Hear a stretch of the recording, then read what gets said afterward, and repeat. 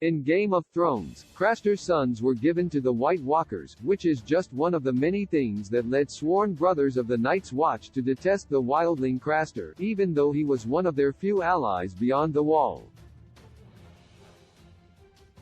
Craster's Keep functioned as a sanctuary for the Night's Watch, but it came at the cost of the Crows having to tolerate how Craster married his daughters and continuously bred children from incest. What do the White Walkers do with the babies that Craster gives them?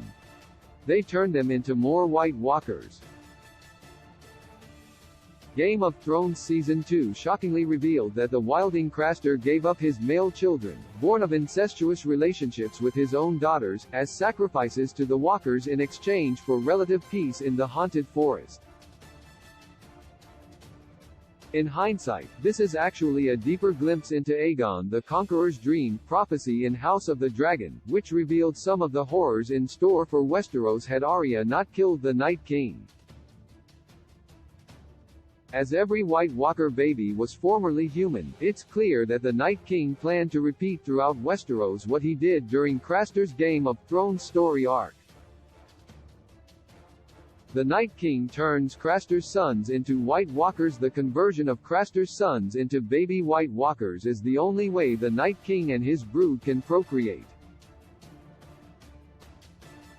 Indeed, even during the Age of Heroes, the Night's Queen bore no children for the mysterious 13th Lord Commander of the Night's Watch. As for why babies, and not adults, are candidates for transformation into White Walkers, this is likely because infants are easier to mold into whatever the Night King wishes.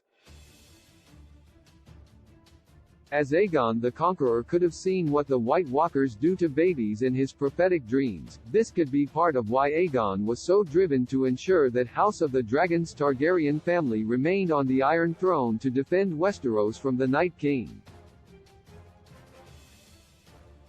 Game of Thrones wasted the White Walkers, on purpose. The final fate of the Night King is one of the most spectacular red herrings in the history of fantasy, reducing the White Walkers, a series-long threat, to a mid-season distraction.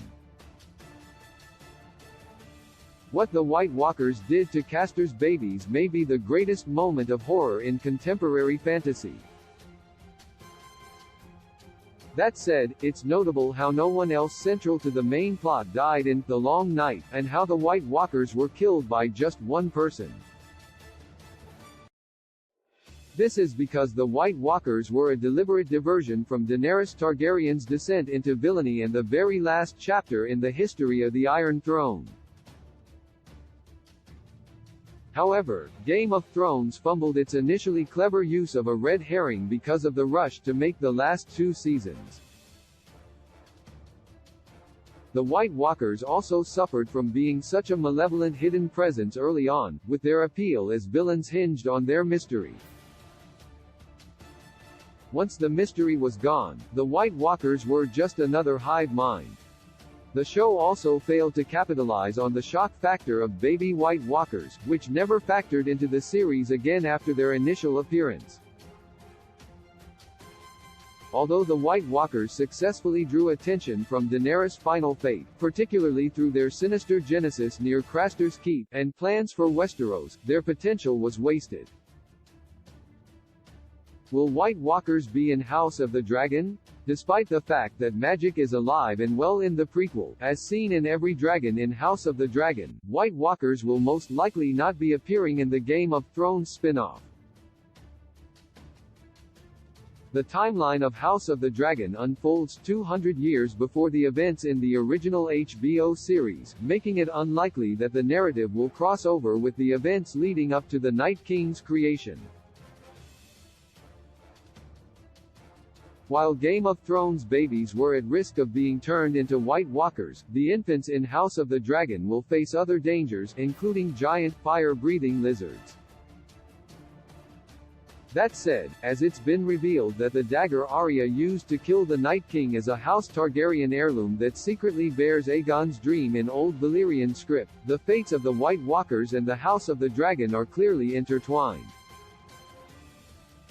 The White Walker baby scene shows what Hot D lacks, though House of the Dragon's brutal death scenes and clever political intrigue make it a worthy successor to Game of Thrones. There's nothing in the prequel that is as memorably jarring as what the White Walkers do with Castor's babies. Indeed, there's a glaring lack of horror in a series that's hinged on the presence of ill-tempered, reptilian, fire-breathing monsters. That said, as House of the Dragon Season 2 is bound to actually show how House Targaryen killed their own dragons while fighting among themselves, it's also likely to explore darker visuals and ideas from Fire Blood in future seasons. God wasn't a horror show, but it did use many elements that wouldn't be out of place in the genre, and the emotional responses these generate, such as the shock of learning Castor's sons become White Walkers, or what House of the Dragon needs to evoke in future seasons in order to be as memorable as Game of Thrones. House of the Dragon is streaming on HBO Max. Want more House of the Dragon articles? Check out our essential content below.